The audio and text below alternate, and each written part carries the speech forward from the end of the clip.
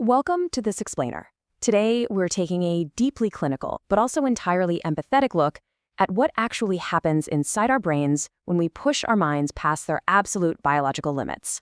As a mental health professional, I really want you to know right up front that if you're feeling overwhelmingly drained right now, it is not all in your head.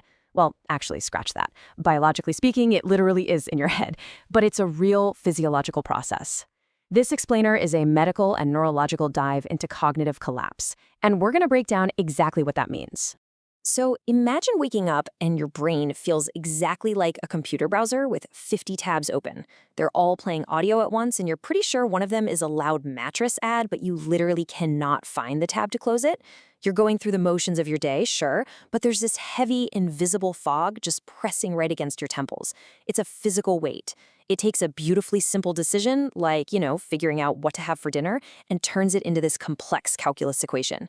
Look, this isn't just you needing a good night's sleep. This is the slow-motion collapse of your cognitive architecture. And this brilliantly illustrates the massive disconnect we face today. On the left side here, we have societal expectation. It's that toxic myth that if you just push a little harder, drink one more cup of coffee, and just rely on pure willpower, you can somehow outrun your exhaustion. But on the right, we have the clinical reality. The human brain simply does not run on willpower. It runs on biology. And when you cross those biological limits, your brain initiates a systematic neurological shutdown. Today, we're diagnosing that exact shutdown. Okay, let's dive into this. Here is our diagnostic roadmap for today's explainer. First, the clinical illusion. Second, stages 1 and 2 from overdrive to friction. Third, stages 3 and 4, distancing to shutdown. Fourth, stage 5, the blackout. And finally, number 5, clinical grounding and recovery. We aren't just going to diagnose the problem today. We're going to get into some highly actionable recovery techniques. Section 1, the clinical illusion, debunking the willpower myth. So here is our master diagnostic chart.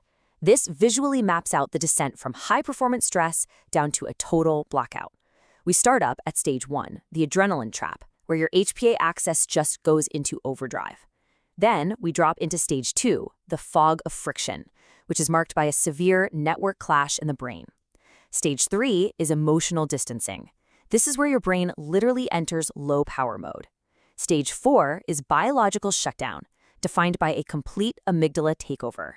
And finally, stage 5, the wall, resulting in a total neurological blackout.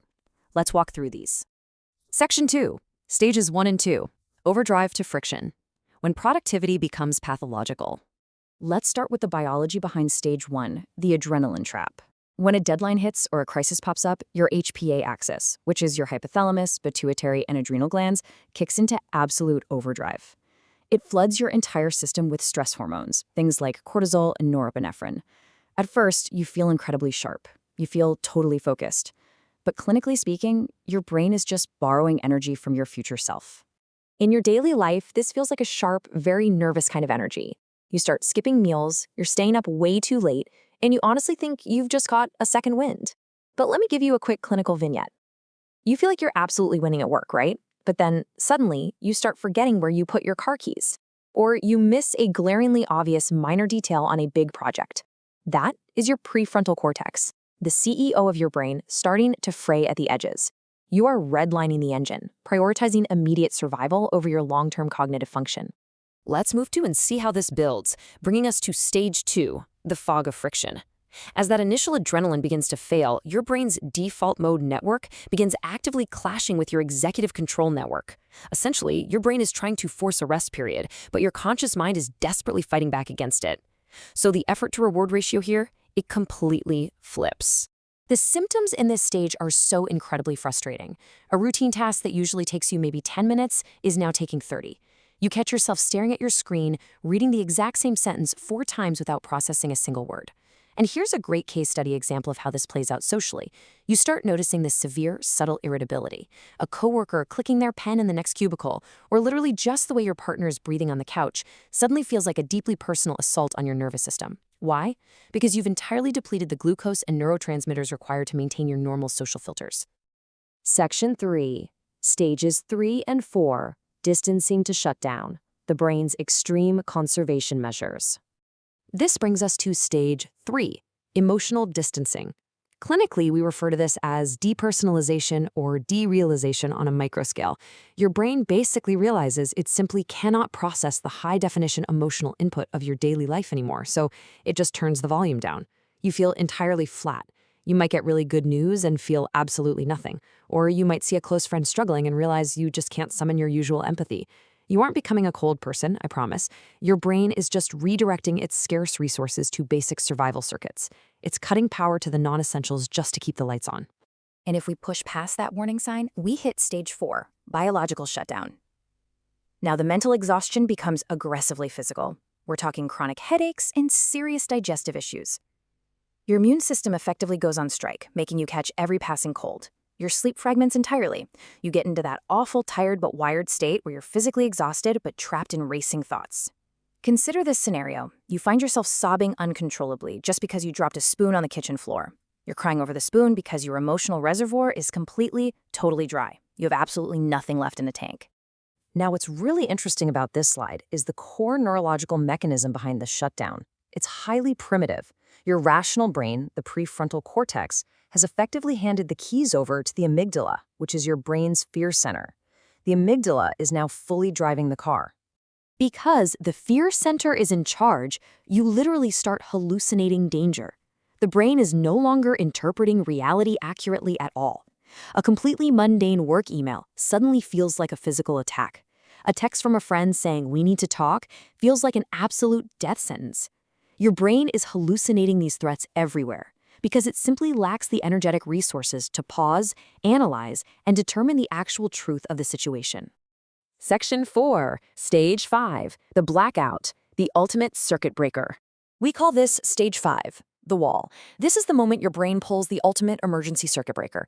It is a total neurological blackout. You might experience brain fog so unbelievably thick you can't even recall your own phone number, or you might face a literal physical inability to get your body out of bed in the morning. Clinically, I really need you to hear this. This blackout isn't a choice. It's a hardwired biological safety feature designed to prevent permanent brain damage from chronic cortisol exposure. If you have ever hit the wall, I want to validate that experience for you right now. This blackout is biological protection. And when you reach this stage, recovery is no longer measured in just taking a weekend off. It requires a total architectural rebuild, measured in months, not days. Section 5, Clinical Grounding and Recovery, Rewiring the Nervous System. The good news is, if you spot the fog of friction early, you can intervene.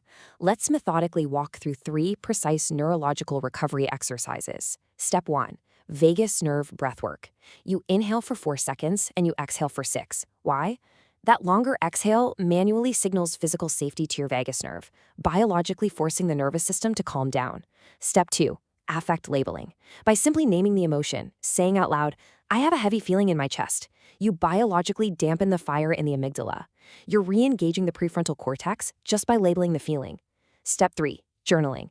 When your working memory is fragile, you have to externalize the chaos. Move those racing thoughts from your overloaded, exhausted brain onto a stable piece of paper. The absolutely crucial point I want to leave you with is this. Recognizing these limits isn't a sign of weakness. It is the ultimate form of cognitive intelligence. Your brain is the most complex object in the known universe, but at the end of the day, it is still a biological organ. It has hard limits, and it deserves the exact same care, rest, and grace that you would give to any other vital organ in your body.